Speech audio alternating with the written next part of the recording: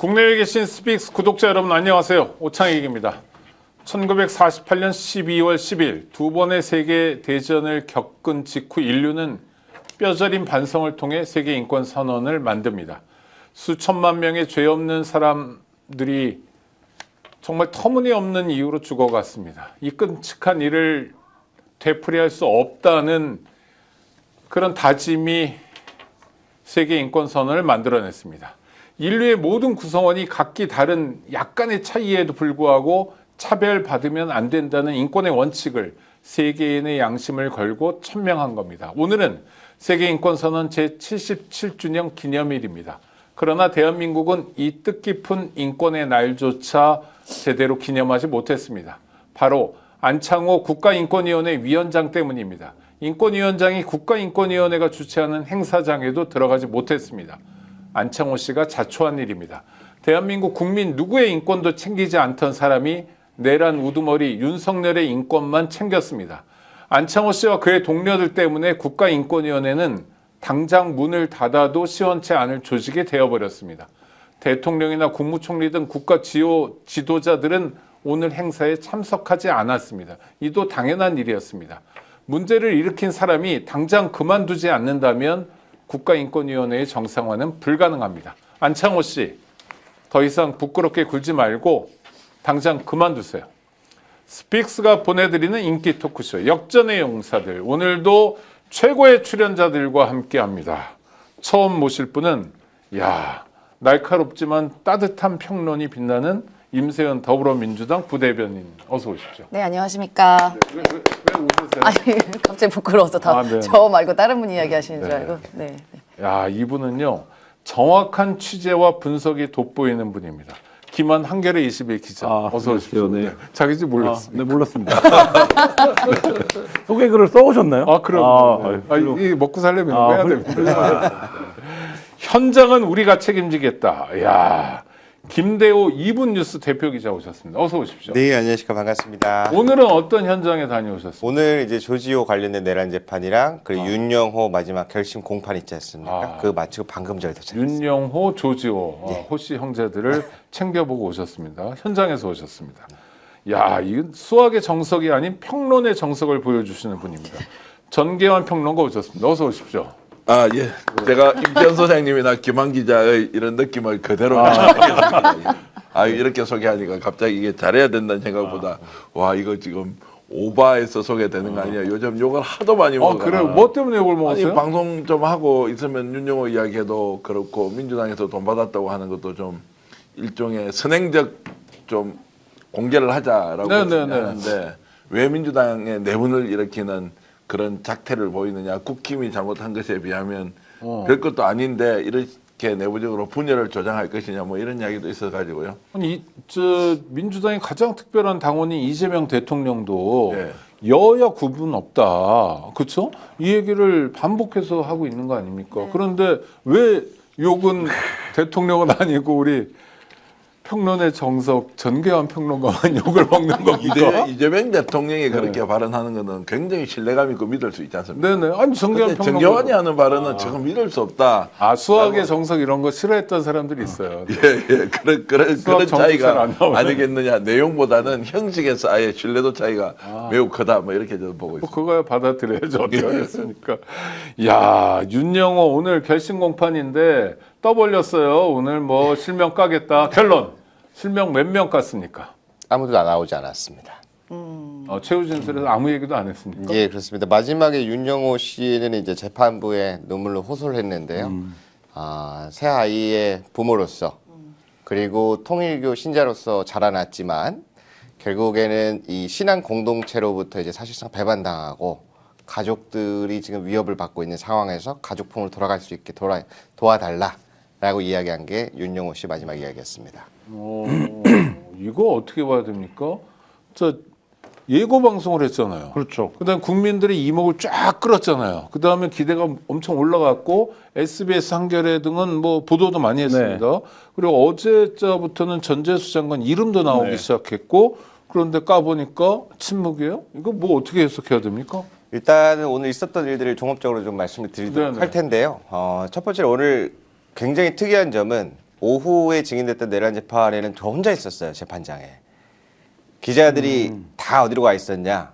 오늘 윤영호 씨 입에서 민주당 의원 이름이 나오냐 안 나오냐? 네네네. 거기에- 그러면 내란 재판의 피고인 윤석열이랑 좀 외로웠겠네요. 네, 진짜 조지호 재판이었는데 네네. 여기는 없는 반면에 거기에는 50명 넘게 와. 기자들이 모두 와. 출동해 있다고 네네. 보시면 되겠고요. 그 얘기를 왜 드리냐면 사실 내란 재판에서도 오늘 진행은 됐어요.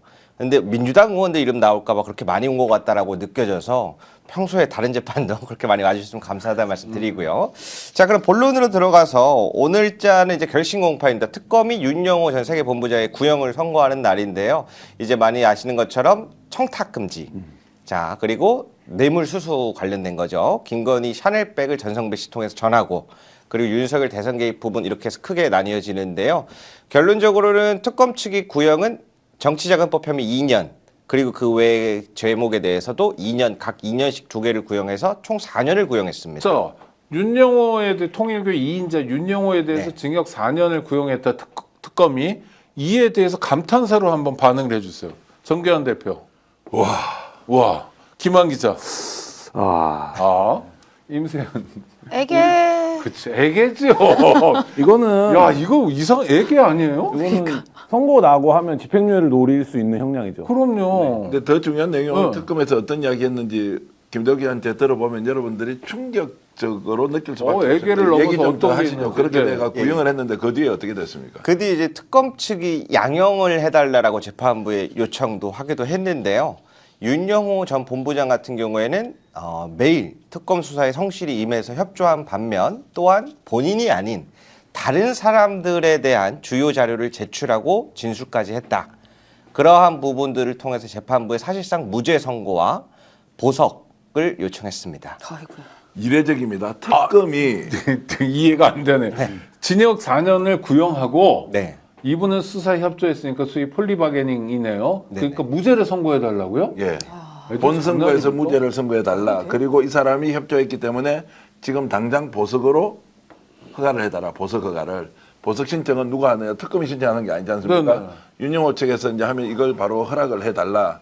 그래서 이제 특검법 출범할 때 특검법을 만들 때 그 안에 폴리바게닝이나 적극적으로 협조하면 가명 사유나 이런 게 있지 않습니까? 네네. 이걸 가지고 이제 무죄를 선고해 달라고 해버렸으니 저는 대한민국이 미쳐 돌아가는구나. 윤영호한테 완전히 놀아났다. 놀아난 자들은 스스로 어떻게 생각할지 저는 취재했던 기자로서 완전히 이것은 사기 중에 대사기다. 대국민 사기 그게 오늘 벌어졌다. 이 인간이 지난 금요일 날 어떻게 얘기를 해요?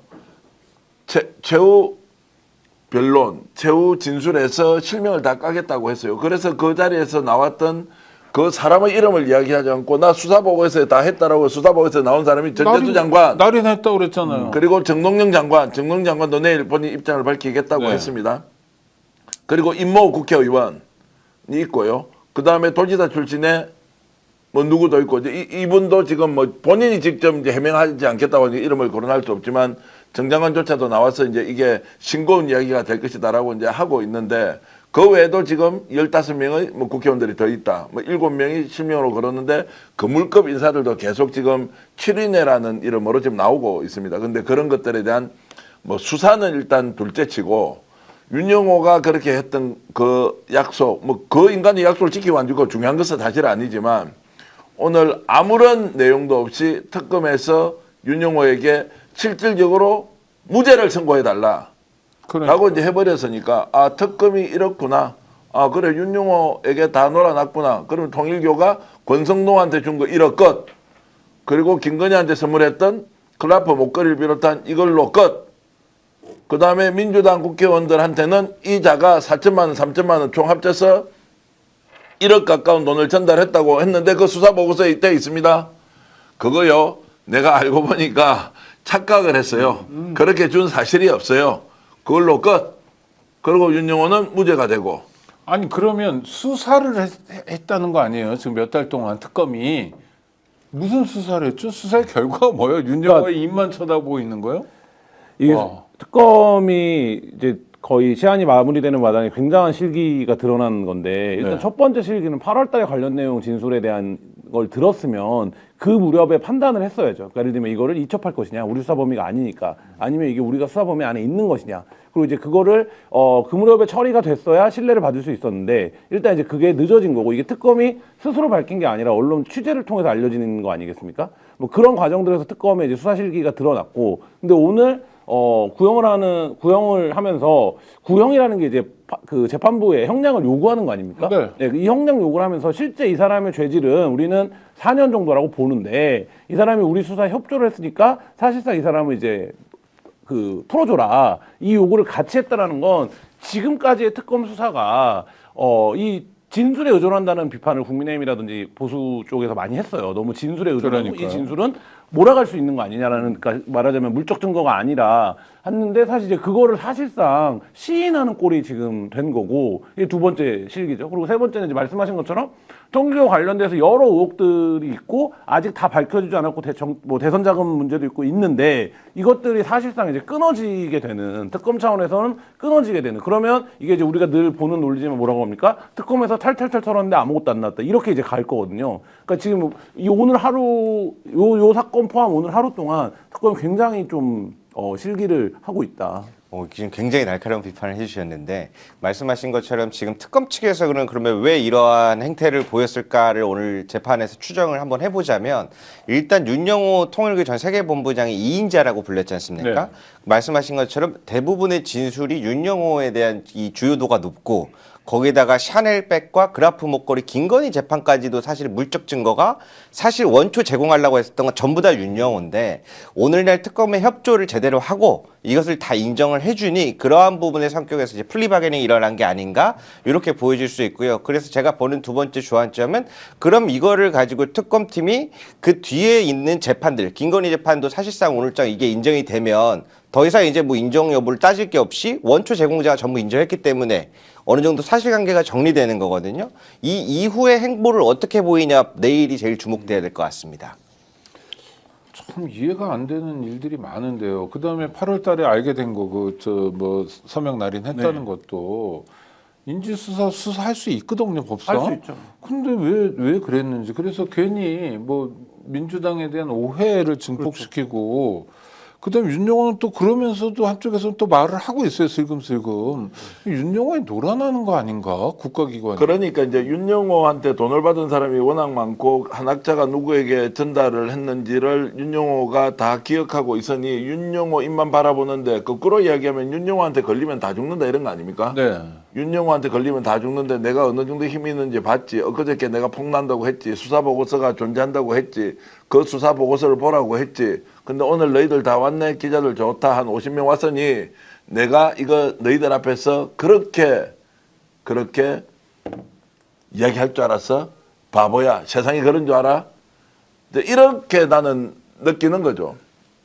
그러면 윤영호가 해먹은 거 한번 봅시다. 2018년도에 세계본부장이 됩니다. 네. 그리고 그때부터 한학자 총재로부터 절대적 신임을 받아서 모든 일을 다 하는데 캄보디아에 지금 ODA 자금 나가는 것, 아프리카에 지원하는 것, 이것을 김건희 윤석열 정권 들어서고 나서 어떻게든 돈을 받아서 매칭펀드 방식으로 보내는데 이걸 모두 주도한 사람은 윤영호입니다. 하도 많이 헤쳐먹었다고 내부에서 이야기가 나오니까 이자를 누가 횡령 혐의로 고소를 하느냐, 고발하느냐. 바로 한학자 총재 쪽에서 너무 많이 해먹었다라고 해서 본인의 부인이 이신혜 씨가 재정국장으로 있는데 이걸 사법 처리해달라고 요구를 하면서 쫓겨나게 되거든요. 그때부터 이제 실제로 한학자가 어떤 일을 했는지 본인이 이제 폭로하기 시작하고 그게 이제 정치권에 들어갔던 뇌물에 대해서 일련의 폭로 과정이 나오는데 그러면 우리가 지금 문제 제기하는 거 권성동이 받던 1억 외에 자 수십억 원 또는 수억 원이 이 쇼핑백에 나갔다는 거, 100억 지원설에 대한 거, 캄보디아 ODA 그리고 아프리카 자금 지원과 관련된 이런 것들은 수사 언제 누가 하느냐는 거예요. 이 사람이 다 알고 있는데 그리고 이자도 부인과 함께 상당한 금액을 횡령을 했을 것이라고 자 누가 합리적 의심이에요. 아니 네. 합리적 의심이 아니고 한학자 총재 쪽에서 그쪽의 주장인데 의심할 거기에서 만한 이제 그렇게 일이죠. 횡령으로 네. 고소를 해놓은 상태 이거 아마 이제 수사가 진행됐거나 중단됐거나 모르겠습니다. 내부에서 이 사람이 부부간에 엄청난 돈을 해먹었을 것이다. 그게 수십억 이런 수준이 아니에요. 그럼 수사를 어떻게 하느냐. 정치인들한테 갔던 돈은 어떻게 하느냐. 이렇게 이제 꼬리에 꼬리를 물고 나면 결국 윤영호한테 우리 모두 놀아놨다. 그래서 저도 이제 제가 기자로서 원래 일어났던 상황을 우리가 공유하는 일이 일차적으로 직업 윤리지 않습니까? 네. 저도 잘 모르겠다는 거예요. 수사기관이 수사를 제대로 안 하는데 기자가 무슨 수사를 해가지고 취재를 수사처럼 할 수도 없는 것이고. 아니 그러니까 윤영호의 진술이 있으면 그 진술의 바탕에서 그 다음 단계로 넘어가야 되잖아요. 그리고 그 다음 단계 그리고 그 과정에서 증거들을 확보하는 게 수사 과정이거든요. 실체적 네. 진실을 파악한다는 건 그런 건데 특검은 뭐 했죠? 아니 진짜 윤영호 앞에 그냥 앉아 있어가지고 받아쓰기만 했나요? 그러니까 윤영호가 허위 진술을 했을 수도 있는 거잖아요. 그러니까요. 지금 상황을 보면은. 근데 윤영호가 실제로 뭐 민주당 의원들이나 지금 현직 그 장관들에게 뭐 금품 줬다는 것으로 계속 이제 블러핑을 하고 있는 건데 요 며칠 민주당은 난리가 난 겁니다. 그렇죠. 사실 뭐 다 뒤집어졌다고 해도 할 말 과언이 아니죠. 그래서 오늘 뭐로 예고까지 했잖아요. 현역 의원들 다 불겠다고 민주당 인사들 이름 나올 거라고 해서 난리통이 나서 기자님 얘기하신 것처럼 기자들이 전부 다 거기 법정 간 거 아니에요?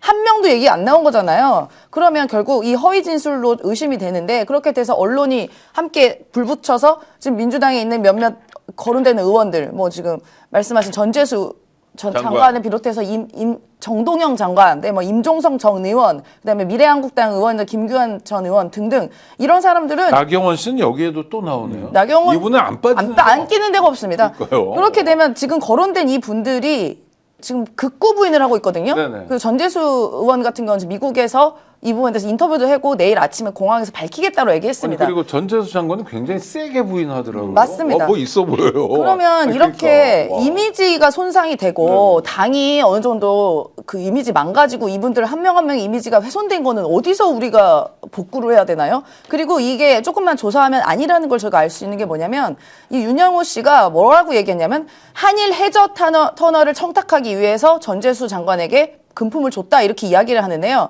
한일 해저타운은 일본이 갖고 있는 수건 사업입니다. 일본의 수건 사업. 대륙으로 연결할 수 있는 길을 만들자는 거고. 그렇죠. 근데 민주당에서 극구 부산 지역 국회의원들은 그거 반대하는 거 아니에요? 특히 전재수 의원 그다음에 민주당은 이 일본의 수건 사업에 대해서 극구 반대하는 입장인데 이게 청탁한다고 될 일입니까? 그러니까 이 자체가 저는 성립이 안 된다고 보고요. 특히 이 한일 해저타운 관련해서는 국민의힘이 2021년에 고용 유발 효과 등 기대된다고 국민의힘 부산 발전 프로젝트에서 당시 김종인 비대위원장이죠. 발표를 했어요. 그러니까 오히려 국민의힘에 청탁하면 들어줄 일이지 민주당은 이 부분 청탁한다 될 일도 안 됩니다. 그러니까 이 부분 자체가 저는 이 윤영호의 허위 진술. 제가 비판적으로 얘기하면 네. 반대하니까 돈을 매길 수는 있어요. 그렇게 볼 수 있는데 저는 이쪽 기사 어떻게 취재한 건지 모르겠는데 돈을 줬다는 게 3년이 나오더라고요. 2018년에서 2021년 사이. 네. 아니, 그러니까 기간이 어느 해라고 해도 우리가 잘 못 믿겠고 어느 해 몇 월 며칠 보통 돈 준 사람들 메모하니까 그럴 텐데 전재수 장관 3년이에요. 자, 오늘 지금 윤영호가 밝히기로 한 사람을 밝히지 않았기 때문에 지금 의심받는 사람들이 아무런 문제가 없다라고 하는 것도 굉장히 위험하고요. 그렇죠. 네. 설사 이자가 밝혔다고 하더라도 수사 과정에서 팩트가 확인되지 않으면 거기에 대해서도 우리가 또 과도하게 문제 제기를 할 수 없다고 생각하고요. 오늘 지금 경찰에서 이제 지금 통일교 금품 의혹과 관련해서 특별수사팀을 만들었거든요. 네, 국가수사본부 여기에는 설치했죠. 분명히 이제 거론됐던 지금 뭐 현직 장관 2사람, 전직 국회의원, 전직 도지사 아마 다 수사를 할 것 같은데요. 자, 여기에 대해서 이제 시시비비는 가려보고 따져야 한다. 윤영호가 오늘 말을 바꾸기 때문에 없는 사람 덮어씌웠다라고 하면 지금 거론됐던 장관은 윤영호를 절대로 그대로 두면 안 돼요. 윤영호가 법정에서 허위 사실을 진술함으로써 엄청나게 명예훼손이 돼버렸고 정책 생명이 왔다 갔다 하거든요. 그럼요. 이것은 보도한 언론의 문제가 아니라 그 문제 제기를 한 윤영호에 대해서 본인의 결백을 입증하기 위해서도 윤영호에서 가장 강력한 방법으로 어떻게 조치를 해야 한다고 저는 생각하고요. 절대로 윤영호의 지금 노름에 우리가 속아서는 안 된다는 것입니다.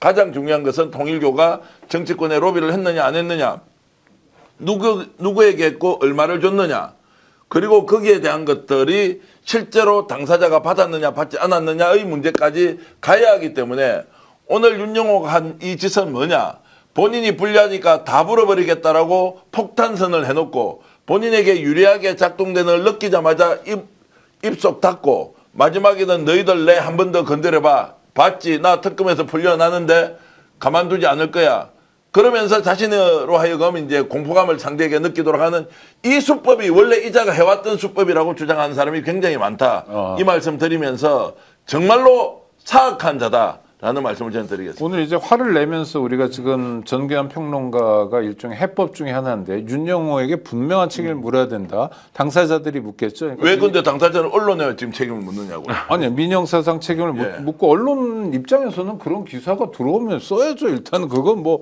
현 뉴스니까 하여튼 제가- 윤영호에게 책임을 묻자. 또 근데 제가 해법 위주로 한번 느끼기에는 2018년도부터 왜 2021년 3년 사이일까라는 의문들이 지금 채팅창에도 올라오는데요. 네. 제가 보고 있는 시각은 이렇습니다. 사실 이 김건희와의 문자 있지 않습니까? 그 통일교와 관련된 이게 처음에 시작이 어떻게 됐냐면 2018년도에 그 윤영호 씨와 영천시장 관련해 가지고 남부지검에서 정치자금 관련해서 영천이면 경북 영천. 예, 경북. 최기문 씨가 시장 아닙니까? 경찰청장 있던. 그래서 그 당시 후보라고 이야기 나와서 정확하게 누군지 확인해봐야 되는데 네네. 영천시장 관련해서 남부지검에서 수사를 하다가 그 부분에 있어서 핸드폰을 확보해서 봤더니 김건희 씨와의 연락이 들어있는 걸 확보한 겁니다. 그게 중앙지검을 타고서 특검으로도 이제 지금 오늘날 들어가 있는 거예요. 그러면 첫 번째는 무슨 말이냐? 남부지검에서는 김건희 씨가 이렇게 뇌물 청탁을 받고 있다라는 문자를 이미 가지고 있을 확률이 굉장히 높아요. 네. 그래서 2018년도부터라는 이야기가 나오는 거고 윤영호 씨 같은 경우에는 그러면은 민주당에도 쪼개기 후원을 했다라고 얘기하지 않습니까? 그거는 이제 한학자 총재가 자신네들의 한반도 평화 서밋을 이제 준비를 하고 있었는데 민주당과 국민의힘 양측 대선 후보가 참여해 주기를 바래요. 그런데 양측에 접근을 한 건 맞는 것 같아요. 그런데 민주당 쪽은 잘 안 된 것 같고 국민의힘 쪽은 거기에서 대타로 권성동 의원이 중심을 잡은 겁니다. 그 과정에서 돈을 받았고 1억 원을 받고 이신혜 씨가 사진까지 찍은 증거물들이 남아 있어요. 그러니까 사실상 굉장히 오래된 이야기들인데 이쪽은 계속해서 양당 정치에 접근을 해왔어요. 그런데 오늘날 재판장에서 나온 것들에 대한 증거가 확실한 건 권성동 의원은 뺄 수가 없어요. 더 이상. 많은 증거들이 그냥 쭉 이어져 있고 그걸 이어서 대선 개입해서 통일교 조직 입당까지 됐고 그 뒤로도 전성배 씨 통해서 이번엔 김건희 씨와 직접 연락하면서 김건희 씨가 고맙다는 문자도 하고 부탁하는 이런 과정들도 있었거든요. 그래서 제가 보기에 만약에 민주당 의원들 중에 정확하게 몇 명인지 좀 더 봐야 되겠지만 있었더라면은 지금 국민의힘에서 권성동 의원이 구속된 것처럼 일부 그에 대한 증거에 대한 이야기가 재판에서 나왔을 텐데 나오질 않았던 걸 봤을 때에는 이것은 그냥 자기들이 접촉하려고 했었던 부분에 있어서 이야기일 확률이 높지 않을까. 그 장관급 인사들에 대해서 뭐 그렇게 보고 있습니다. 있습니다. 건 어제 오늘 일도 아니고 제가 오늘 취재한 바에 따르면 그 세계기구의 최고위직을 지냈던 분은 통일교 행사 가서 강의 한 번 하는데 5억 원을 원화로 받았다고 그러더라고요.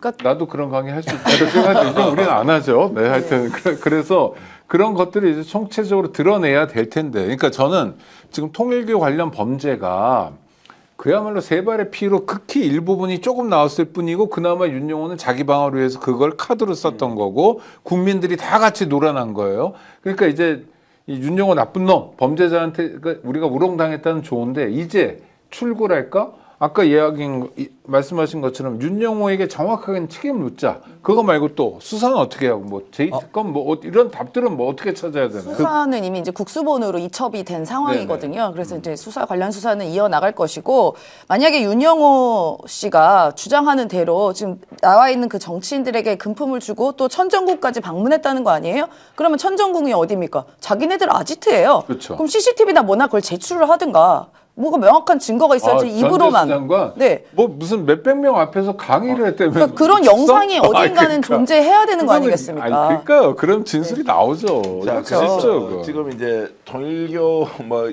이 집단이 뭔가 뭐 진실을 밝히겠다 이런 거 저는 뭐 불가능하다고 보고요. 이미 CCTV에 올라와 있는 여러 가지 영상들을 다 훼손해버리고 없어요. 통일교는 지난 5월부터 통일교가 2018년도부터 했던 각종 행사에 대한 자료를 거의 다 삭제해버렸다고 합니다. 홈페이지에 중요하게 홍보를 한 영상들이 있지 않습니까? 네네. 지금 사진으로 나오는 일부 그런 이제 영상과 이런 거는 그걸 다운받아서 별도로 보관하다가 자신의 블로그에 올려놓은 것 때문에 이제 지금 이런저런 것들이 나오고 2018년도에 부산 백석고에서 대규모 행사 한 10,000명 정도 할 때 거기도 이제 전재수 장관이 갔다는 이야기가 나오기도 하고 그러지 않습니까? 저는 이제 통일교가 뭔가를 밝힐 가능성은 없다. 그러면 말씀하셨지만 국수본 같은 데서 이제 원점에 놓고 다시 수사를 해는 국민적 의혹을 없애기 위해서 저는 특검을 믿지 않는다. 김건희 특검 아예 믿지 않는다.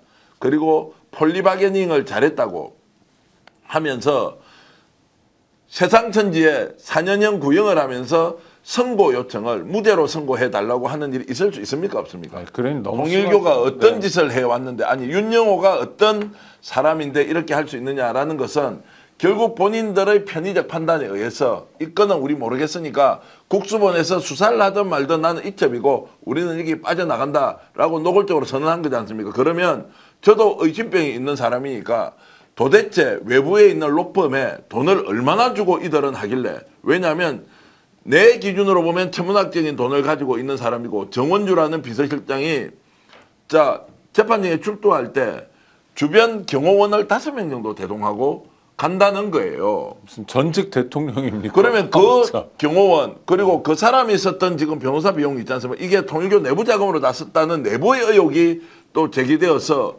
그건 도대체 얼마를 쓸 것이냐? 법무법인 태평양일 거예요. 네. 자, 법무법인 뭐 어디, 법무법인 어디라고 하는 그 돈은 도대체 얼마를 쓴 거죠. 그래서 거기에 무슨 전직 검찰총장 그리고 심지어 대통령실 민정수석으로 임명됐던 자까지 이름을 올렸다고 했지 않습니까?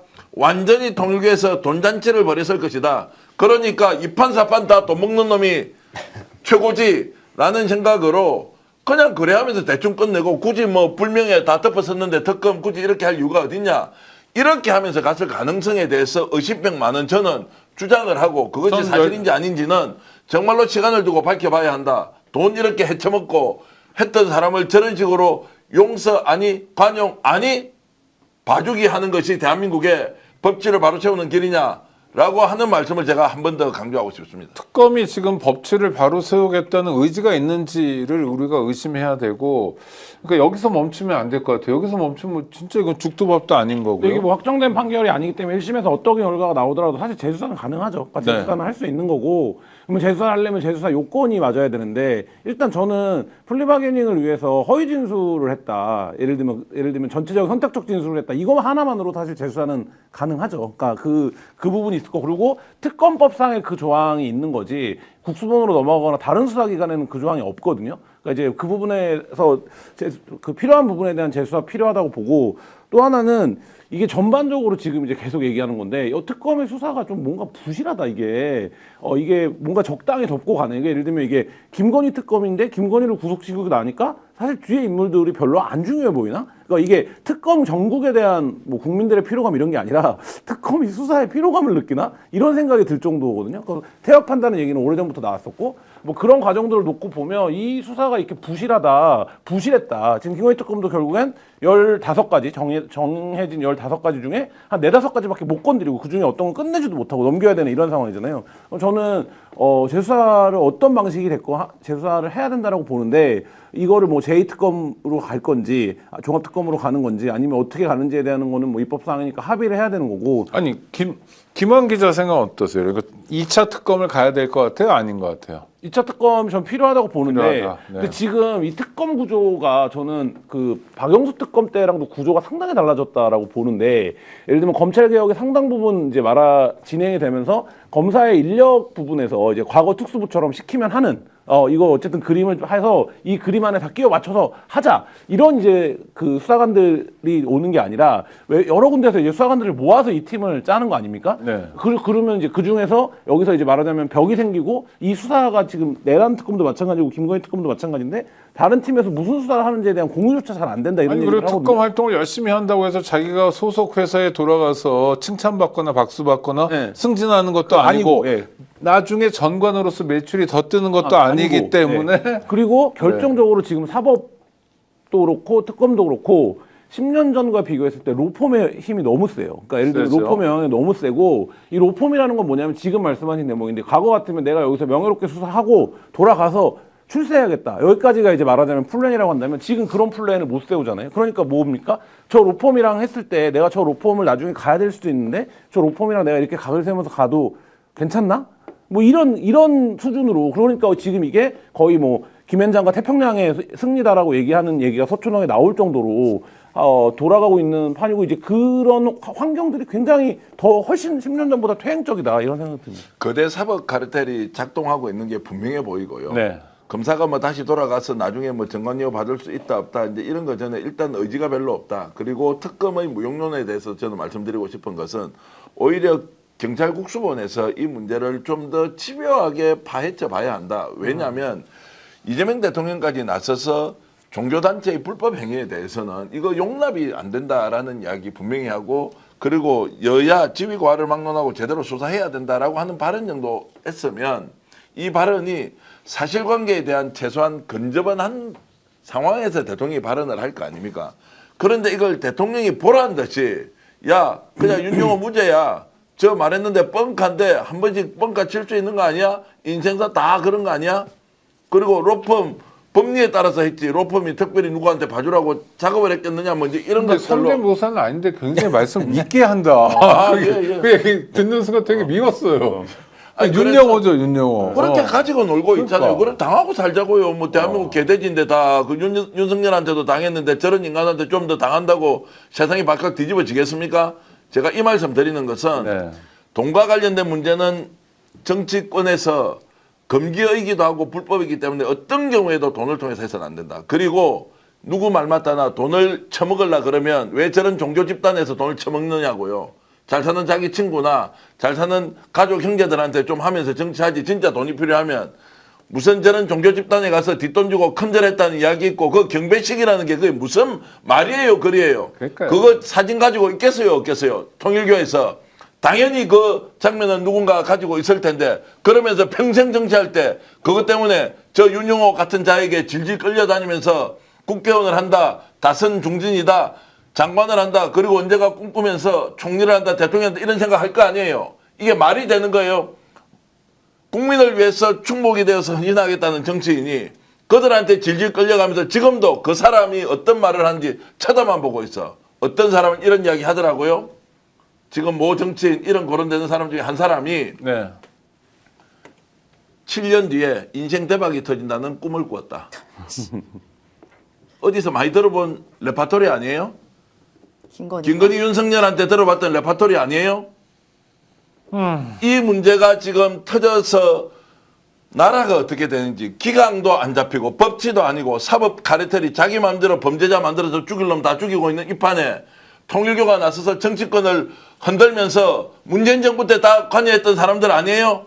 국회의원들 해먹고 장관 해먹고 지금 단체장 이름까지 구체적으로 지금 나오고 있는데 통일교가 그 말을 흘릴 때는 걸리면 다 죽이겠다는 거 아니에요. 그러면 저 같으면 좋다 너희들이 걸리면 다 죽겠다고 하면 통일교를 다 죽여뿌야 된다는 생각으로 거기에서 악질적 행위를 한 사람을 그런 결기를 가지고 우리 공공에서 뭔가 제어를 해야 한다. 윤영호가 거짓을 하고 있는데 통일교에도 선량한 교인들이 있을 거 아닙니까? 그분들은 어떻게 하면 좋겠어요? 통일교가 저렇게 돈질하면서 정치권 흔들어서 해외에 자기들 소위 말하는 지도부들 돈 빼돌리고 하는 거를 다 동의를 하겠냐고요. 선량한 통일교인들이. 지금 현실 정치에서는 전계환 평론가처럼 이야기하거나 생각하는 사람이 이재명 대통령밖에 없는 것 같아요.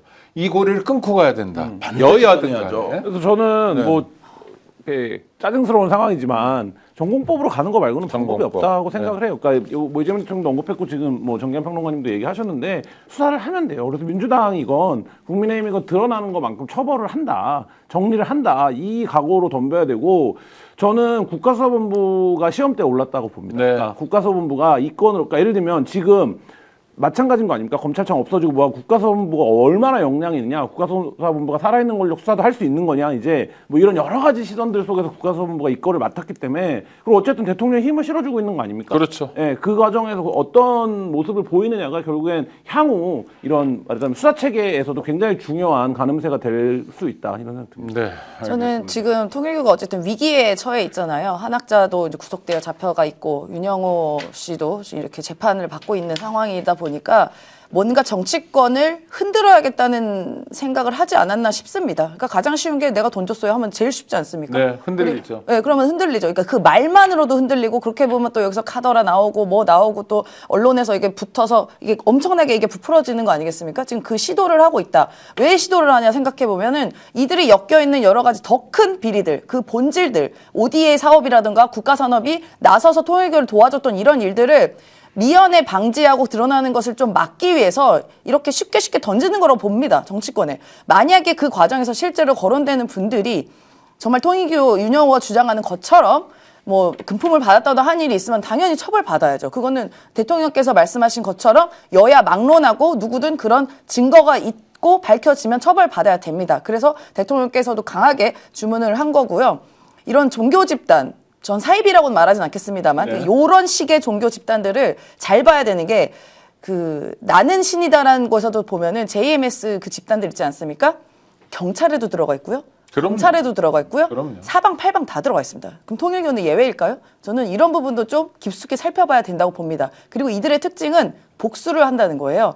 찾아가서 어떤 누군가를 해하고 하는 일들을 무슨 자기들의 성령을 받은 것처럼 행하는 일들을 우리는 나는 신이다라는 다큐를 통해서 봤어요. 그럼 통일교는 예외일까도 한번 저는 우리가 의심을 해봐야 된다라고 생각합니다. 그래서 철저하게 수사를 해야 되는 것이고 이런 것 때문에 이런 해악들 때문에 대통령께서도 종교가 정치하면 안 되고 이런 집단은 해산돼야 된다라고 주장을 한 거니까 앞으로 그 말에 전 더 힘을 보태고 싶습니다. 네, 문화부 종무실이 어떻게 움직이는지 좀 지켜보도록 하고요. 짧게 세 네, 가지만 오늘 짧게 세 가지요? 중점 네, 네, 세 좀. 가지인데요. 첫 번째로 그러면 특검 측은 오늘날 왜 4년 구형을 하고 무죄를 주려고 보석을 주려고 했을까를 살펴보면 윤영호라는 사람을 통해서 윤석열과 독대하고 이미 캄보디아 사업까지 지원을 승인받았다라고 발표하는 내용들까지 다 나오거든요. 그럼 윤석열 나오고 김건희도 나오고 그리고 권성동도 구속됐고 한학자도 구속되고 이러한 주요한 역할에 있어서 적극적으로 했기 때문에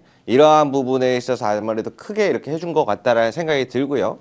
두 번째로 그 민주당 의원 관련해서 이름이 나오는 건 오늘날 뭔가 21세기 보도 형태일 가능성이 좀 높다고 봅니다. 왜 그러냐면 권성도 같은 경우나 이런 경우에는 사실 그 이전부터 데이터가 쫙 한 번에 다 발견이 된 거예요. 근데 만약에 그런 상황에서 그러면 지난번 대선 때나 이럴 때 필요하다면 저기서도 이거를 충분히 사용할 수 있었는데 왜 사용하지 않았을까요?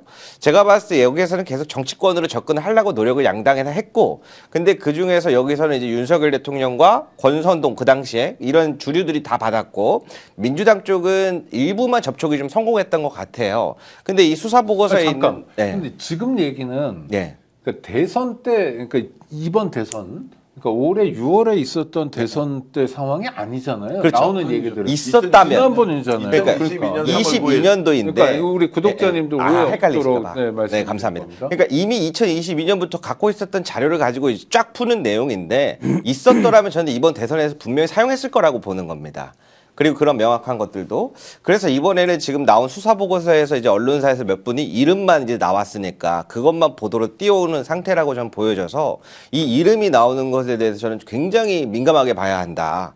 이름은 자기들이 만나려고 했었던 그리고 만나서 이야기 정도 제안 정도 했었던 정치인의 확률이 굉장히 높다라고 보고 있고요.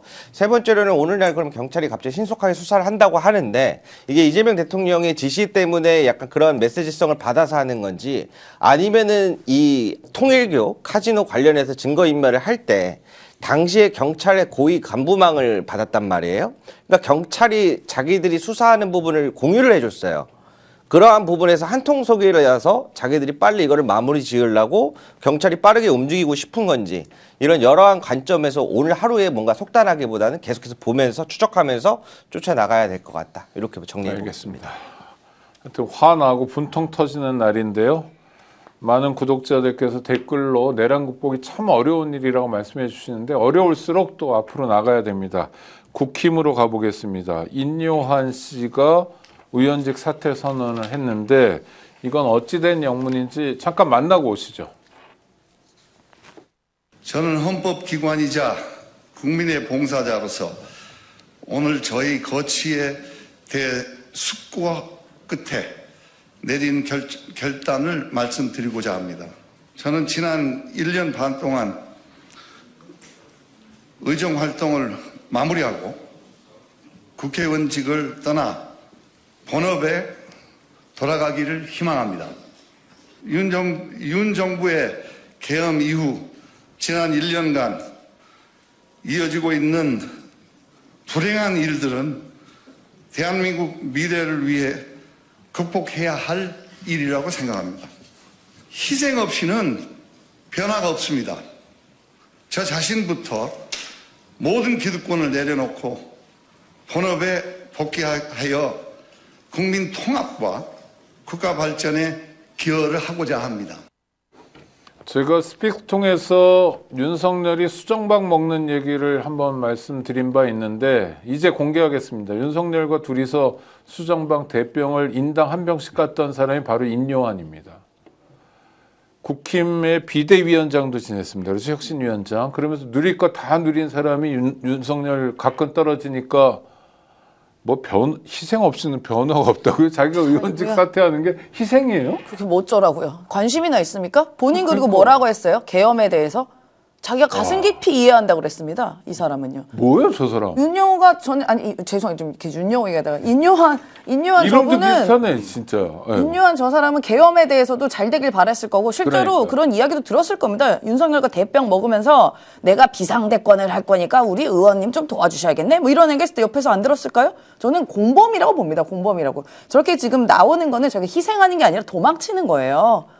뭘 엮여 있을 게 많으니까 지금 저희가 나 살려라고 도망치는 것 같고 해석이 안 되거든요. 그리고 저렇게 해서 본인이 희생 없이 변화가 없습니다 말을 하려면 이번 불법 비상계엄 그리고 당신들이 배출한 당에서 내란 속에 피의자 만들었던 것에 대한 반성이라도 한마디 하고 나가십시오. 나가려면요. 저 뭐 하는 겁니까? 실제로 이제 정치 현장의 깊숙한 사정을 인요한 전 비대위원장이 잘 모르는 분이에요. 예전에도 비대위원장이 나왔고 이렇게 했을 때 제가 국힘 관계자들 만나보면 저분은 대중적으로 굉장히 많이 알려져 있는데 현실 정치는 잘 모른다 이렇게 얘기하는 네. 분이 생각보다 많았습니다. 그러면 굳이 인요한 의원의 위치에서 보면 윤석열이 그렇게 극악무도한 사실을 최근에 본인이 알아차렸다. 그 전까지는 어떤 이유나 충분하게 납득할 만한 사유가 존재했다라고 했는데 요즘 김건희 윤석열 사건의 진상들이 낱낱이 드러나면서 다시 생각해 보니까 야 윤석열 몹쓸 사람이네 라고 결론을 내렸을 수 있고요. 두 번째가 중요한 그러니까 그렇게 믿어서 하시는 말씀 아니요. 아니죠? 경우의 수를 놓고 그럴 수 있고 두 번째 몰라서. 네. 여기에서 계속 있다가는 다 죽겠다라는 현실적 판단을 충분히 했을 수 있다. 본업으로 돌아간다는 말은 거꾸로 얘기하면 그러면 국회의원이 본업 아니에요? 국회의원이 국회 의정 활동하면 본업이 뭡니까? 그게 본업 아닌가요? 국민을 위해서 헌신과 희생을 하든 어떻게 하든 그렇게 이제 하는 건데 본업으로 돌아간다는 그 말은 내가 여기에 질려버렸다라는 그 이면에는 내가 여기 있다가는 나도 죽겠구나 이런 것이고요. 자기가 지켜야 될 뭔가가 있는데 지키는데 도움이 안 된다 의원직이 이거죠. 예, 그 그리고 집안 문제도 있고. 네, 세 번째 이제 간단히 말씀드리면 결국 장동영 체제가 이제 무너지니까 내가 여기에서 마중물 역할을 하겠다. 장동영 너는 더 아니야. 도저히 네가 지금 당 대표하는 거 인정할 수 없어. 라면서 일단 의원직 사퇴라는 것은 국회의원에게 굉장히 중대한 결정이지 않습니까?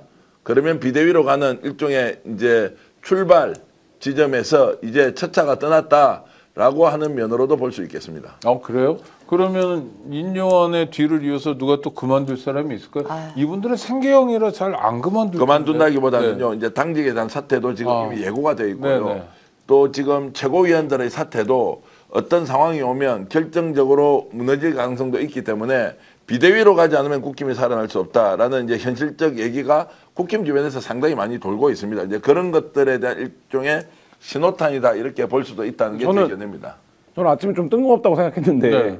저는 근데 지금 이제 전 대표님이 말씀하신 거를 소화할 역량이 지금 현재 국민의힘에 없어요. 그러니까 그 정도 기획을 해내지 못해요. 그러니까 예를 들면 그렇죠. 당원 네. 게시판 뒤지는 네, 정도 네, 수준이니까요. 근데 이게 뭐 예를 들면 예전에 뭐 신한국당이나 이런 정당이었다고 치면 야 인요한이 우리 입장에서 크게 의미가 있지 않지만 이 인요한 사태의 의미를 살려서 가자. 그러니까 이걸 하고 다 당직 사퇴하고 사과하고 뭐하고 해서 어쨌든 장동혁이 더 문제인 것 같아. 장동혁으로 선거 못한다. 그러니까 장동혁을 무너뜨리자. 압박을 해서 이런 기획을 누가 지금 해야 되는 거잖아요. 네. 근데 이거를 지금 국민의힘이 할 역량이 안 된다. 그렇기 때문에 말씀하신 것처럼 임요한 의원은 뭐 어떤 생각했는지 뭐 그 내심까지 제가 뭐 모르지만 어쨌든 본인이 그런 효과를 기대하고 아 정치란 뭐 그렇게 돼야지라는 선의의 생각을 가졌을 수 있는데 지금 국민의힘 상황에서는 그렇지 않고 아까 이제 임 대변인 말씀하신 것처럼 왜 갑자기 왜 사퇴하는 거야? 뭐 이런 이상의 파장을 못 만들어내는 뭐 지금 이렇게 됐고 이렇게 되면 이게 이제 그냥 해프닝이 되는 거죠. 근데 제가 봐도 내려가기 싫어하는 분 같은데요. 지금 표정 보니까 사퇴하고 싶지 않은 분 같은데. 그런 분도 가끔 있어요. 사퇴 선언하고 네. 실제 사퇴 안 하시는 분들 좀 있어요. 아니 근데 그런 것도 신빙성이 있는 게 뭐냐면 네. 인요한 씨가 원래 이제 대한민국 1호 특별 기화자 출신이고 혁신위원장이었어요. 김기현 대표 그렇죠. 시절에 네. 혁신위원장에서 42일 했는데 그때도 뭐라고 했냐면 나는 혁신위원장이기 때문에 총선에 출마하지 않겠다. 라고 얘기하고 비례대표 8번 딱 받았습니다. 처음엔 지역구를 달라고 했죠. 예. 그러니까 본인의 말을 그렇게 지키는 사람도 아니고요. 지금 본업으로 돌아간다 하는데 그 전에가 이제 아마 세브란스 병원의 의사. 네, 외국인 진료 소장이었습니다. 네, 의사로 알고 있는데 윤호균인 줄 알았어요. 이렇게 왔던 계기가 정치권에 왔던 계기가 의사 정원 문제 때문에 그런 거 해법 해결하자고 왔는데 의사 정원 할 때 눈 감고 귀 감고 아무 얘기도 안 했습니다. 그리고 지금 의사 정원 2,000명에 대한 어떤 조사가 나오니까 그게 아무런 근거도 없었고 실제적으로 이게 김건희가 2,000명 하자고 했던 얘기들도 나오고 있는 거잖아요. 그 과정에서 인요한 씨는 본인의 역할을 하나도 못했습니다. 그러니까 지금 저렇게 도망가다가 제가 하나 예상해 볼까요? 장동혁 대표 체제 무너지면 비대위원장으로 다시 올 겁니다. 네. 야, 야, 이해리에요. 멋진 추론이고 예리해요. 충분히 그럴 가능성이 예리해요. 있다고 생각합니다. 근데 저분이 이제 물러나면 그 다음 비례가 들어오는 거 아닌가요? 네.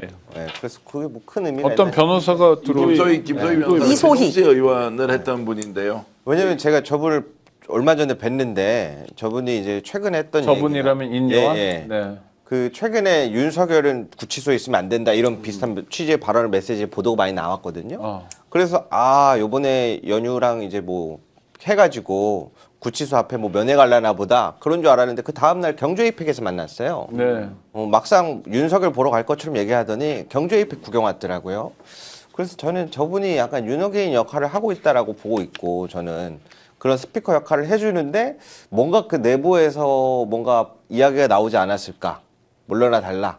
요 말하면 됐지 않았냐. 그렇게 해서 바톤 그건 터치하는 게 내부에 아닐까. 누구죠? 아, 당에서? 네, 그렇게 이야기가 나오지 그렇게 않을까. 들써 있는 그룹은 아니다. 뭐 이런 말씀. 그러니까 인요한 비대위원장이 영입됐을 때부터 사실 뭐 그냥 좀 나이브하고 물정 모르고 근데 이미지는 괜찮은 그리고 우리 당에 없는 뭐 이런 컨셉으로 온 거잖아요. 게다가 예. 전라도 사투리를 유창하게 하는, 구사하는. 예, 그 외국인이고 그러니까 뭐 한국인이지만 어쨌든 뭐 그런 이미지고 그러니까 그걸로 왔기 때문에 사실 그 효용 가치는 끝난 거잖아요. 이제 끝난 거고 그러니까 1년 의원이 더 이상 할 수 있는 뭐 입법에 적극적이거나 무슨 전문 분야가 있거나 이런 게 아니니까 뭐 말씀하신 것처럼 의료 관련해서 활동을 안 하고 그러니까 본인은 어쨌든 여의도에서의 효용 가치는 끝난 거고 뭐 그런 차원에서 그냥 뭐 아까 말씀하신 것처럼 질렸다 이제 질린다 좀 여기 근데 국회의원들 중에 국회 활동하는 거 질려하시는 분들 꽤 있어요. 있죠. 네. 네. 안 맞는 분들 네.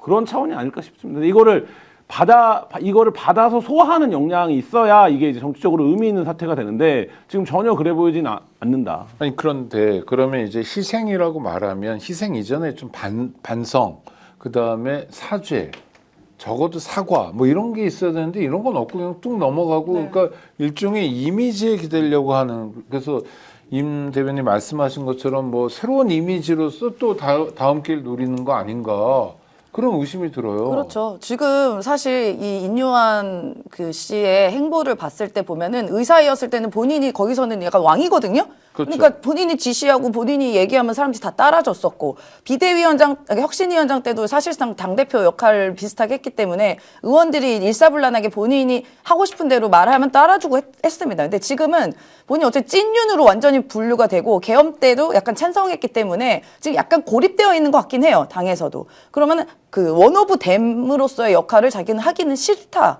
그렇게 저는 읽히거든요. 아, 주인공이 되고 싶다. 네. 그러면 그러니까 이미지 세탁하는 거죠. 지금. 그러니까 그렇죠. 그래 보여요. 윤석열하고 손절도 하면서 그러면 장동혁을 좀 세게 쳐야 되는 거 아닌가요? 그건 또 안 하잖아요. 또 그런 용기는 또 없는 사람입니다. 그러니까 당장 짜잔하고 야 내가 마치 반성하는 듯한 모습을 보이면서 이 국민의힘이 갖고 있는 멍해를 내가 뒤집어 씌워서 내가 희생했다라고 지금 계속 포장을 하다가 나중에 당이 위험할 때 또 다시 짜잔 하고 나타나려는 심보가 아닌가? 그러니까 사람을 그 외모로 평가하면 안 되는데 인요한 씨는 특별히 오늘 제가 반칙을 한번 하면 네. 등치값을 못하는 사람 같아요. 아까 그 말씀 좀 해주십시오. 어디서 수정방을 한 병씩 한남동 하고 관자에서 인요한하고 윤석열이 둘이서 한 병씩 먹고 한 병씩 먹고 있는데 저 윤석열이 시계를 보더니 이땡땡 욕설입니다. 이땡땡 왜 안 와? 그러니까 박진 외교부 장관이 들어왔고 셋이서 한 명이 더 왔으니까 한 병 더 먹자. 그래서 수정방 대병을 3병을 먹었다. 인요한이 심장 수술을 했대요 옛날에 외국 나와서. 그래서 심장 터지는 줄 알았다라는 말을 제가 확인했는데 본인이 그 이야기를 바깥에 나와서 대통령 술 마신 거를 자랑 삼아 네, 자랑하는 거죠. 하도 많이 먹으니까 내가 심장 터지는 줄 알았다라고 수정방 하면서 세니까 그게 한 56도인가 그거 뭐 큰 병으로 이렇게 그거 먹어서 뭐 그다음에 당뇨인가 뭐 이것 때문에 윤석열이 이제 소맥을 안 먹고 독주로 갈아타고 뭐 이런 직후였고 그다음에 현직 대통령하고 둘이서 술을 마신다는 그 사실 있을 수 없는 일이에요. 술을 마시는 것도 이상하지만 있을 수 없는 일인데 그러니까 우쭐해서 전화하고 그다음에 외교부 장관 보고도 이 땡땡 욕을 하는 정도고 뭐 그런 걸 자기가 다 보고 그러니까 뭐 나이는 실제로 지금 외교부 장관보다 누가 윤석열하고 더 뭐 많습니까? 검색해봐야 되겠습니다만 윤석열하고 거의 같지 않나요? 저 모르겠습니다. 박진하고 아니 박진 의원이 박진이 나이 많죠. 더 많아요. 윤여한은 59년생. 아, 그럼 다 윤석열보다 많네. 그러니까 지금 박진 전 외교부 장관이 박진 의원은 몇 년? 56년생입니다. 훨씬 많군. 그런데 자기한테 한참 선배인데 이 토리야 이렇게 얘기한 거 아니에요? 토리. 새끼. 그러니까 토리. 영어로 토리예요. 아, 네. 그러니까 토리야. 그렇게 이제 이야기를 할 정도로 이제 기세 등등했고 그 술 이야기하니까 좀 말씀드리면 네. 외부인들하고만 술 마신 게 아니고요 안에 있는 비서관이나 수석들도 술 먹자고 하면 그날 저녁 뭐 완전히 쫄아가지고 왜냐면 수정방을 몇 병씩 가져와서 먹어야 되니까 수정방 대기시키고 이러면서 어떤 분은 진짜 4병을 먹었는데 죽을 줄 알았대요. 아까 심장 터지는 게 아니고 더 무서운 건 죽는 거예요. 그러니까 심장 터지면 죽죠. 아니 그래서 술 먹자고 할 때는 그게 얼마나 고통스러운 제안인지 안 들어줄 수도 없고 들어줄 수도 없고 그래서 오후 5시가 되면 혹시 불려갈까 싶어서 엄청 걱정을 했다라는 뒷이야기가 나오지 않습니까? 그러니까 그런 얘기를 이제 밖에서 했으니까 제 귀에도 들렸는데요. 그리고 떠벌리던 사람이 그러니까 윤석열하고 아주 가까운 정말 둘이서 술을 대작을 할 정도로 친밀한 사람이 이제 와서 뭐 윤 정부의 계엄 이후 뭐 마치 자기가 고통받은 것처럼 얘기하고 손절도 아니고 뭣도 아니고 좀 웃깁니다. 그 사람 자기가- 이름 공개하시죠 그냥. 자기가- 바깥에 나와가지고 옛날에 친했는데 지금 안 친한 것처럼 이야기한 사람 여럿 있잖아요 지금. 아, 뭐 많죠. 네. 본인이 윤석열과 진짜 가깝고 정말 윤석열을 생각했다면 그런 행동이 있었으면 조언을 해줬어야 돼요. 이러시면 안 됩니다. 대통령 역할을 하셔야죠. 이렇게 맨날 술 취해서 있으면 국정 운영이 되겠습니까? 결국은 대통령께서 불행해질 거예요. 이런 얘기를 누가 한마디도 안 하는 게 저는 그게 너무 네. 신기하거든요. 사실은 화를 내야죠. 그럼요. 대통령님. 캠프 시절에 네, 이러면 안 됩니다. 캠프 시절에 늘 방에 들어가서 끝나면 와서 술을 먹었다는 거 아니에요. 그러니까요. 그리고 윤석열이 술 먹고 숙취 때문에 유세 빵 꾸낸 게 여러 번이에요. 네. 근데 이제 그때 그러면 최소한 그 캠프에 있었던 사람들 다 알았던 거잖아요. 어떤 유형인지. 근데 지금 이제 임 소장님 말씀 한 명도 그런 얘기를 한 사람이 없이 와서 결국에는 마지막에는 국군 통솔자가 돼서 투스타 쓰리스타들 불러다가 술 마시면서 계엄을 모의한 거잖아요. 그러니까 이런 상황으로 간 거를 다 방치한 거죠. 그 말씀하신 대로 인요한 씨도 그거를 방치한 책임에서 꼽으면 굉장히 우선순위 높은 사람이겠죠. 아니 그리고 대통령하고 둘이 술 먹는다는 게 그냥 방치 정도가 아니라 적극적으로 뭔가를 주고받을 수 있는 거잖아요. 이권도 챙길 수 있고 대통령이 해줄 수 있는 게 얼마나 많습니까. 그다음에 김건희처럼 뭐 특별히 금거북이 갖다 주지 않고 술만 먹으면서도 얘기할 수 있는 아주 편한 관계인데 아니 몹쓸 사람 같아요. 술자리에 가면 주요 인사들을 불러서 자신보다 인생 선배 또는 원로급 정치인들 불러서 술자리 하잖아요. 그러면 중요한 이제 대화를 국정 운영과 관련된 원칙, 방향, 철학 같은 거 얘기할 수 있잖아요. 네. 윤석열은 딱 앉아서 대화를 시작하면 바로 술부터 출발해 버리니까 한 5분쯤 지나면 그때부터 국정에 대한 고담 준론이 아니라 국정에 대한 농담 또는 국정에 대한 잡담을 윤석열 혼자 계속 한다는 거예요. 그래서 한 번 대화를 하고 나면 이 사람은 절대로 만나서 술을 먹어서는 안 되겠다. 그러면 찾아간 사람 누구냐? 민원 있는 사람 외에는 어떤 고견을 전하기 위해서 윤석열을 만날 수는 없다. 심지어 술 사건 나왔으니까 한 번 더 상기시켜드리면 대선 후보 시절에 충청지역 유세 갔을 때 저녁에 호텔로 다 이렇게 데리고 가지 않습니까? 그때도 경호원들이 다 붙지 않습니까? 호텔에 잠을 자도록 하고 들어갔는데 경호원들 몰래 빠져나와서 국회의원 한 명과 그래서 새벽 2시, 3시에 집에 들어왔다는 거 호텔로. 그 다음날 아침에 행사 빵꾸. 대선 후보 시절에도 그렇게 할 정도로 술독에 빠져 있었던 사람, 인요한 술 먹었다, 다른 사람도 술 먹었다, 하나도 이상하지 않습니다.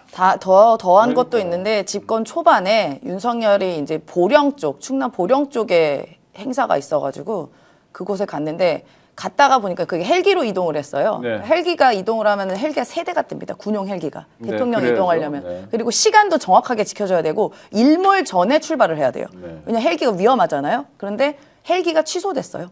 윤석열 술 먹고 못 타가지고. 네. 그런 일들도 있다. 그러니까 국정 운영이 그냥 이렇게 술 취해서 음주운전 상태로 했었으니까 이렇게 이 모양 이 꼴이 난 겁니다. 그러니까 저는 내란 사태를 윤석열 부부에게만 책임을 묻는 게 아니라 그 꼴을 다 봤던 그리고 통제하지 않았던 그러니까 사실 대통령 아무리 제왕적 대통령이어도 이게 집합적 권력이잖아요. 그런데 그냥 그 앞에서 그냥 아양만 떨었던 사람들 모두에게 책임을 물어야 될 것 같아요. 맞습니다. 근데 이야기를 듣다 보니까 제가 궁금한 게 재판에 참석한 윤석열 재판에 나오는 증인들이 다 똑같이 하는 말이 있거든요.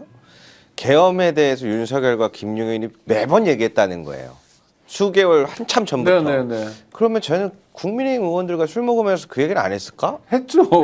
저는 무조건 했을 거라고 추경호한테는 보여지는데. 100%한 것 같아요. 추경호. 아니 그리고 거기에 꽂혀 있는 사람이니까 만날 때마다 그 얘기를 했을 거예요. 거의 1년 가까운 시간 동안. 그리고 모른 척하는 거잖아요, 이것들이. 그게 아닌 척하고. 이게 그 얘기를 했다는 게 왜 우리가 말씀 강하게 얘기할 수 있냐면 김민석 의원 당시 의원 네네. 그리고 박찬대 의원님이 당시 늦여름 뭐 요때부터 계엄 그렇- 얘기를 네, 했어요. 들었잖아요. 네. 그때 뭐라고 했습니까? 그 망상이라고 뭐 이런 식으로 얘기했는데 이 두 분이 왜 얘기했겠습니까? 들리는 얘기가 있으니까 한 거거든요. 그럼 어디서 아니 들었겠냐? 처음 들렀을 때는 네, 에이, 에이. 야, 뭔 그런 얘기까지 하는데 한 번, 두 번, 세 번 들리면 이거 뭐야 그렇죠. 이거? 그게 이제 핵심 관계자 혹은 군 쪽에 있는 사람들한테 얘기를 들었으니까 그렇게 자신 있게 얘기했던 거 아니겠습니까? 윤석열이 골프장 가서 군인들과 술 먹으면서 비상대권 얘기하고 또 여기 만나서 비상대권 얘기하고 또 의원들 만나서 비상대권 얘기하고 이렇게 수도 없이 얘기하니까 그게 민주당까지 흘러들어서 온 거예요.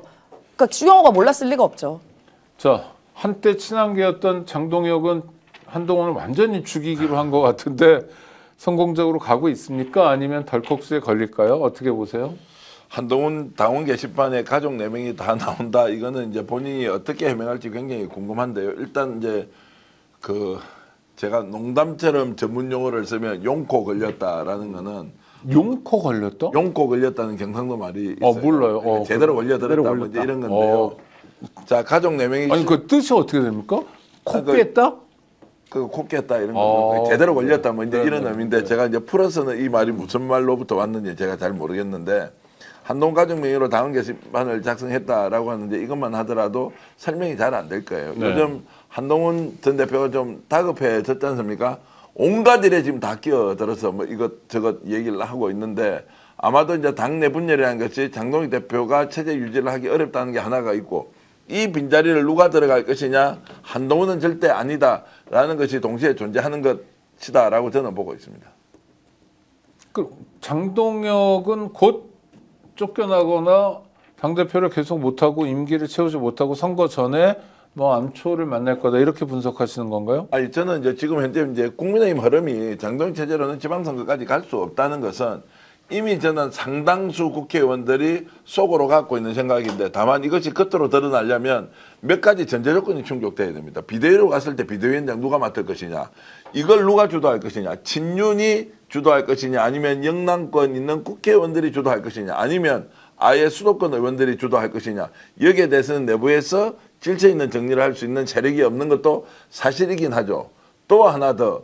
국힘이 이렇게 갔을 때 장동혁이 순순히 물러나야 하는데 끝까지 버티는 상황에 대해서 누가 이 상황을 제압을 해낼 것인가라는 문제도 이제 동시에 나오기 때문에 현실적으로 어렵지 않겠냐라는 전망도 맞지만 현실적으로 장동익 체제를 넘어서지 않으면 지방선거도 없다는 것도 엄연한 현실이기 때문에 이제 이 문제에 대해서는 내부 경론과 갈등이 심화되면서 결국에는 장동익 대표 체제로는 총선 지방선거까지 갈 수 없다라고 저는 확신하고 있습니다. 좋습니다. 그럼 한동훈은 내일이 있나요? 한동훈의 미래는 어떻게 되는 겁니까?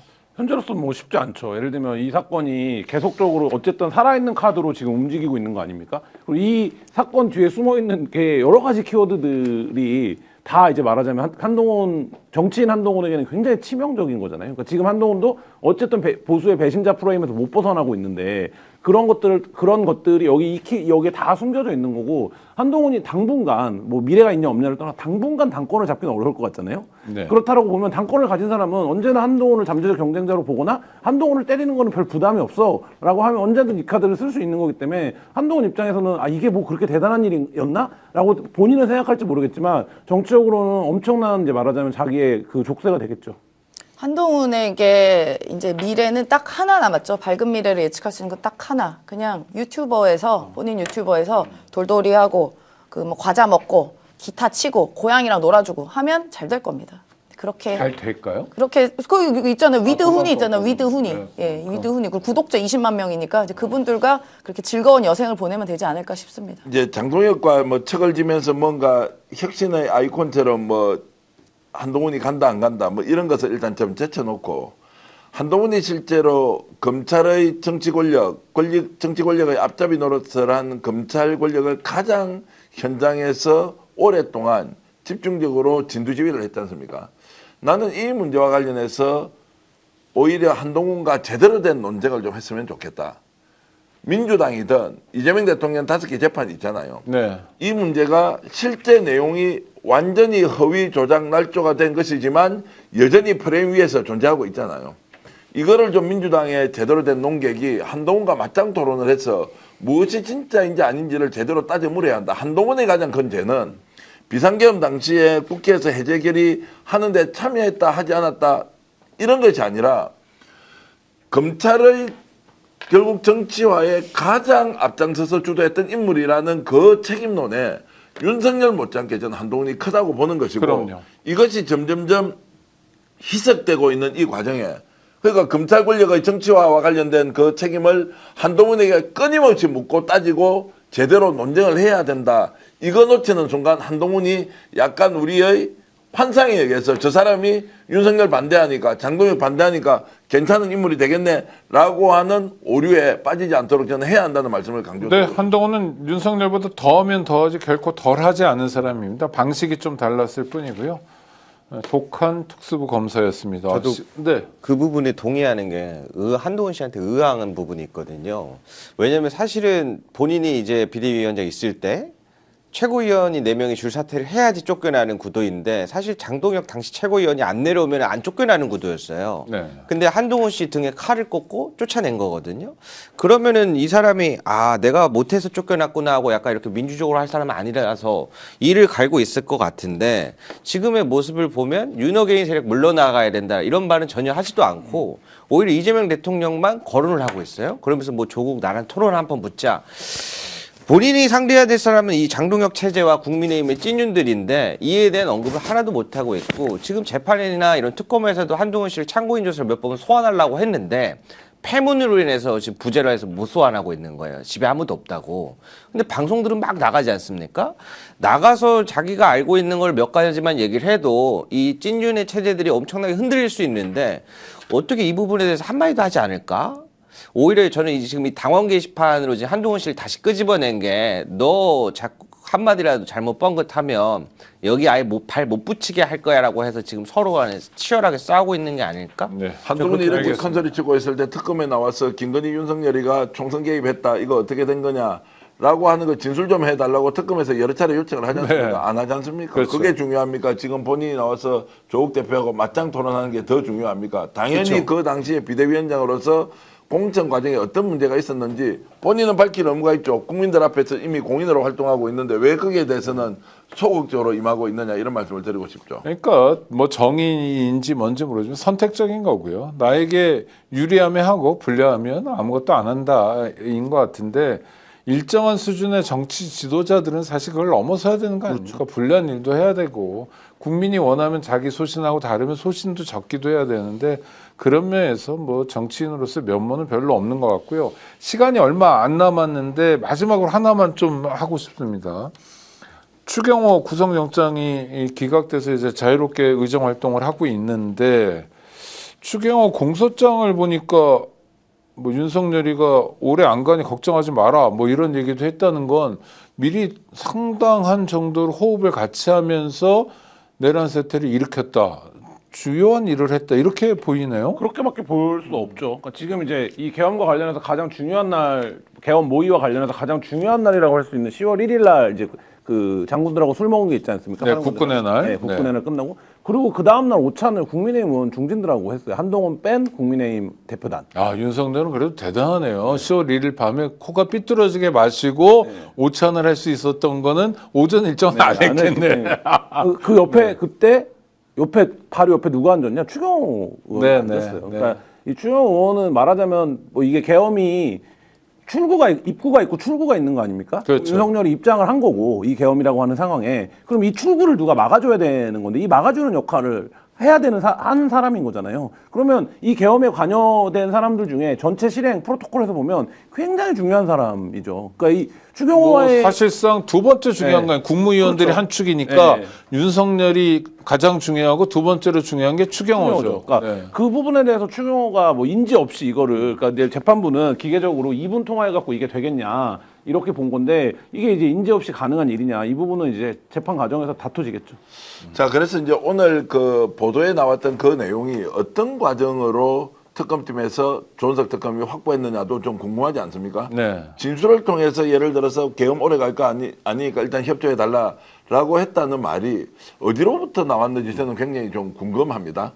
그리고 이것에 대해서 지금 추경호가 동의를 했다 또는 그렇게 있었다는 것을 인정했다라고 볼 수밖에 없지 않습니까? 그러면 홍철호 수석 조사 받았죠. 자, 여러 사람이 이제 조사를 받았지 않습니까? 네네. 그 과정에서 실제로 추경호가 오래 갈 거 아니니까 협조를 해줘 버렸다는 거 아니에요. 이렇게 지금 해석하는 거 아닙니까? 네. 그러면 이제 적극적으로 본인은 호응하고 받아들인 것과 동일한 사안인데 저는 왜 추경호가 이 대목에서 절대로 자신은 동의를 하지 않았다라고 했는지도 잘 모르겠고 이제 그런 면에서 실제 재판의 결과는 구속 여부와 관계없이 매우 중대하게 다뤄질 가능성이 있다고 저는 봅니다.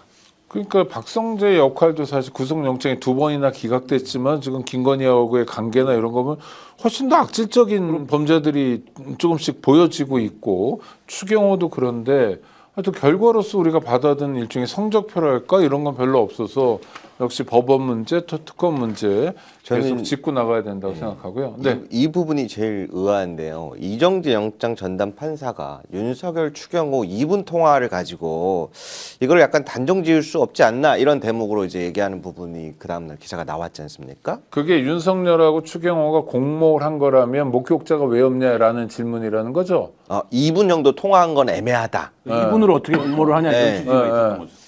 그래서 제가 이 부분에서 왜 의아하냐면 지난번에 특검 측이 재판에서도 이야기 제출했었던 내용이 뭐냐면 그 전주 주말에도 계속 통화를 했다였거든요. 네. 그런데 그러면은 이번에 영장 전담 실질 심사를 할 때 그 부분이 들어가 있었다면 2분만 통화했다라는 이야기를 이정재 판사가 안 했을 텐데 그러면 이번에 영장 실질 심사에는 그 부분이 안 들어갔는지 아니면 들어갔는데 어차피 내용을 국민들이 모르지 않습니까? 그냥 계엄 당일로만 한정 짓고 2분 통화라고만 하는 건지 그 전주에도 계속 통화했던 건 재판에서 계속 이야기가 나왔거든요. 그러니까 지금 오늘 이정재 영장 전담 판사의 이 2분만 통화했다의 중점이 왜 이렇게 잡혔는지 저는 의아합니다. 의아한 게 아니라 대놓고 봐주겠다는 거 아닙니까? 이거 그래서 저분을 보도가 나와야 위해서는 될 것 같아요. 영장을 발부하지 않겠어라는 의지가 강해서 소극적인 해석 플러스 저는 박성재랑 추경호는 정무적 판단이 없이는 불가능한 판단이라고 봅니다. 그러니까 이게 온전히 사법적으로만 법리적으로만 판단했다 이렇게는 보기 어려운 거잖아요. 그러니까 그 부분이 작동을 한 거겠죠. 알겠습니다. 큰 죄를 지어놓고 그거 별거 아니었다 아무 문제 없다라고 하는 거 하고요. 작은 돈을 먹고도 그것 때문에 내 정치 생명이 끝날 수도 있다 없다라고 고민하는 것은 요즘 제가 정치권을 바라보는 약간 두 가지의 눈 같은 거예요. 국힘은 네. 진짜 그악 같은 일을 벌여놓고도 아무것도 아닌 것처럼 하고 있고 민주당 같은 경우에는 조그만 잘못이 있더라도 이건 드러나는 순간 태도의 문제로 그리고 그것이 가지고 있는 죄의 민주당은 절대 하지 않아야 한다는 그런 것 때문에 상대적으로 손해를 보고 있다는 생각도 저는 많이 하고 있는데 추경호는 이 정도 되면 본인이 내란에 관여했던 문제를 떠나서 결국 달성군수 공천 과정에서 돈 문제 계속 나왔고 그 제대로 수사되지 않고 있거든요. 제가 지금 액수도 나왔죠. 20억. 뭐 20억, 30억 이런 이야기가 있고 명태균 게이트에도 저런 이야기가 나왔는데 그 정도 구설에 올랐으면 아닌 것을 명확하게 입증을 하든지 실제로 먹었으면 아예 감방에 오래전부터 갔어야 하는데 요즘도 그냥 그런 거 전혀 없이 대구시장 출마하겠다는 거예요. 본인의 억울함을 대구시장 출마로서 대구 시민들은 좋겠어. 이진숙, 뭐 주호영, 추경호, 뭐 인재가 많네요. 시장 나올 사람. 아니 그런 식으로 이제 하는 이 이중적인 모습을 보면서 야 너무하다. 그래 이렇게 정치를 선택적으로 판단하도록 국민들에게 강요하면서 나의 호가호위를 계속 유지하겠다라는 방식에 대해서 제가 뭐 좀 더 어리석은 이야기일 수 있지만 내가 바보이거나 아니면 국민이 바보이거나 둘 중에 하나는 확실히 바보이다. 그것이 아니면 원칙대로 추경호에 대해서도 수사를 해야 한다. 이런 말씀을 제가 꼭 드리고 싶습니다. 네, 그래요. 우리 구독자 여러분 스픽스 열심히 노력하고 있습니다. 라이브로 봐주시는 분들 또 동영상으로 봐주시는 분들 정말 감사드리고요. 구독, 좋아요로 이렇게 하나씩만 해주시면 큰 힘이 되겠습니다. 또 카톡방이나 텔레그램 방 이런 곳에서 주변에 좀 알려주시고요. 정말 내란 극복을 위해서 또 우리 사회가 바람직한 방향으로 갔으면 하는 마음을 담아서 방송 제작하고 있습니다. 성원해 주시기 바랍니다. 드릴 말씀도 있습니다. 모든 사람이 사실상 무조건 써야 하는 인터넷 휴대폰 정수기 렌탈 의외로 매달 나가는 요금이 부담됩니다. 여러분의 부담을 줄여드리기 위해 비교원에서 준비한 최대 108만 원 혜택이 준비되어 있습니다. 인터넷 TV 신규 가입 시 48만 원, 인터넷 가입과 함께 휴대폰 통신사 변경할 때 최대 30만 원, 정수기 빌릴 때 최대 30만 원, 추가로 스픽스 보고 상담 받으시면 비밀 혜택도 있습니다. 자세한 내용은 1670-2571, 1670-2571를 통해 상담 받으시거나 네이버에서 비교원 검색하시고 상담 신청하시기 바랍니다. 함께 할수록 더 큰 혜택, 본인 가입 후 지인 추천까지 하면 추천할 때마다 최대 8만 원 모바일 상품권도 드립니다. 이 상품권은 올 12월까지 한정입니다. 좀 춥죠? 이럴 때 지방을 축적하기 시작하는 방어, 지금이 딱 제철입니다. 국내산 자연산입니다. 당일 입고한 활대방어만 사용합니다. 100%입니다. 약품 쓰지 않은 깨끗한 방어만을 보내드립니다. 가정에서 가장 신선하게 받아서 드실 수 있도록 스킨 진공 포장으로 보내드립니다. 스픽스에서 공동구매로 거품 싹 빼고 최저가 28,900원에 보내드립니다. 공동구매 행사 기간 한정이니까 서두르시기 바랍니다. 지금까지 최고의 평론가들, 수학의 정석이 아닌 평론의 정석, 전괴한 평론가, 현장은 우리가 책임지겠다는 2분 뉴스의 김대호 대표 기자, 정확한 취재와 분석이 돋보이는 한겨레 21의 김한 기자, 날카롭되 따뜻한 평론으로 유명한 임세은 더불어민주당 부대변인 그리고 민생경제연구소 소장과 함께했습니다. 구독자 여러분 다음에 또 뵙도록 하겠습니다. 감사합니다. 고맙습니다.